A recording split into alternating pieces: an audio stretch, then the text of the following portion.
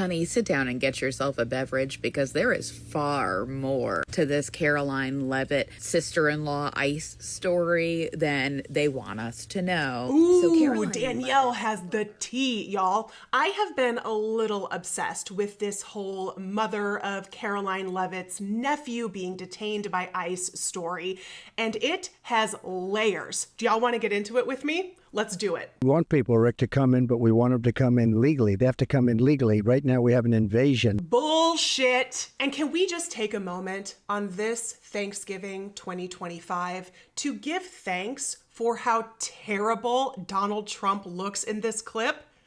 Yikes.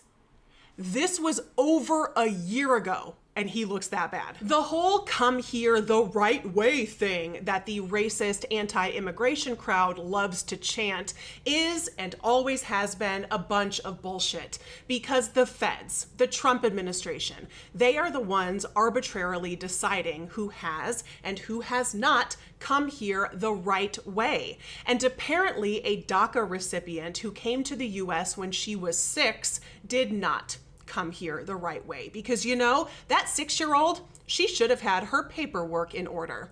Now, this story broke earlier this week, and of course the liberal mainstream media is only reporting the tip of the iceberg. No, I'm just kidding, but check out this clip from CBS. A woman with a family connection to the White House press secretary has been detained by ICE. The mother of Karoline Leavitt's 11-year-old nephew is a Brazilian national and was arrested in Revere. Bruna Caroline Ferreira is now awaiting her fate in a Louisiana detention center. As WBZ's Aaron Parsegian reports, her attorney is fighting to keep her in the U.S. She's literally trying to, run to the finish line and get a green card, and she gets tackled on the way there. And Bruna Ferreira's attorney, Todd Pomerleau, calling her arrest an affront to due process that takes a mom from her son just before Thanksgiving. And yet she's sitting in a jail cell in Louisiana. It's just not right. Ferreira has an 11-year-old child with New Hampshire native Michael Leavitt, the brother of White House press secretary Karoline Leavitt, who tells WBZ, "My only concern has always been the safety, well-being, and privacy of my son." The two people that were young and in love at one point, they were engaged to be married, and it didn't work out like countless others. Pomerleau says Ferreira was in her son's life and was going to pick him up when she was taken into custody for overstaying a 1999 tourist visa by ICE agents in Revere earlier this month. She came here at 6 years old. 6. The age of 6, and they're calling her a criminal illegal alien. Pomerleau refutes DHS's claim she had a criminal charge of battery and says she was brought to America by her parents as a child, maintaining status through DACA. In a democracy, we should be betting on due process. But it doesn't feel like we're living in a democracy anymore, which is why even folks who have proximity power are being targeted indiscriminately. Revere City Councilor Juan Pablo Yaramillo says the arrest happening here has heightened fears among the immigrant community. There's, of course, a lot of concern. I think folks are mostly concerned about their families. Ferreira's attorney tonight calling for her swift release, adding they hope to have a hearing in front of a federal judge in Louisiana soon. In Revere, Aaron Parsegian, WBZ News. That story left me with way more questions than answers. This all seems really fishy.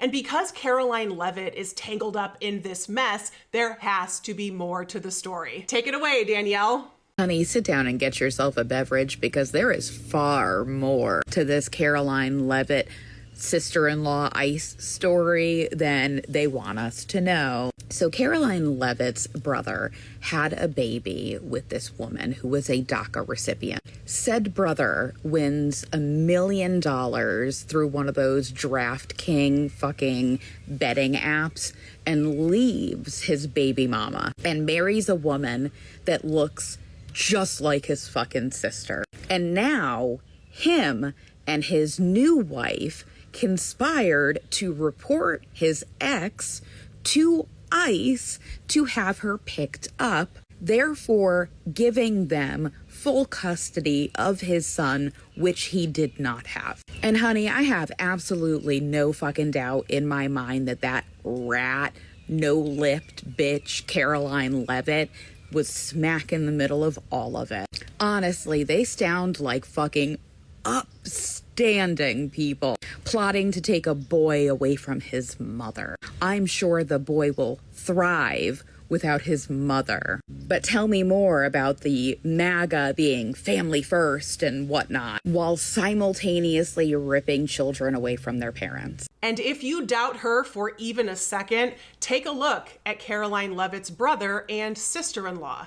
This is also the image that will come up if you say, "Hey, internet, show me a photo of a couple who would conspire to throw a brown woman in jail." That's definitely them.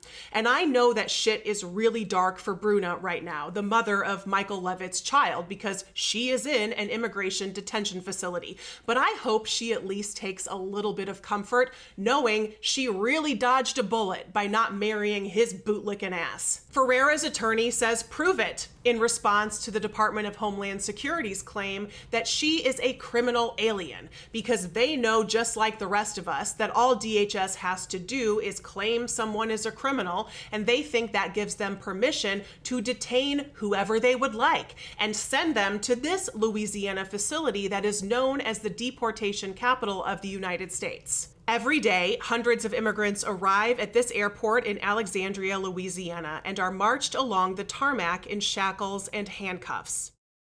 Some are loaded onto deportation flights to other countries. Others are bused to a network of former jails and prisons across Louisiana. The airport is the only hub of its kind in the country, with a 400-bed detention facility on its tarmac. It's also at the center of a large-scale deportation operation, with 8 other ICE detention facilities across the state. During the first 6 months of 2025, more than 40,000 people have been shuttled through this system, making Alexandria the deportation capital of America and Louisiana a model for ICE's expansion. One of the hardest parts about reading Bruna's story is knowing how many other Brunas are caught up in the United States' chaotic immigration system right now. Countless names and faces we may never know.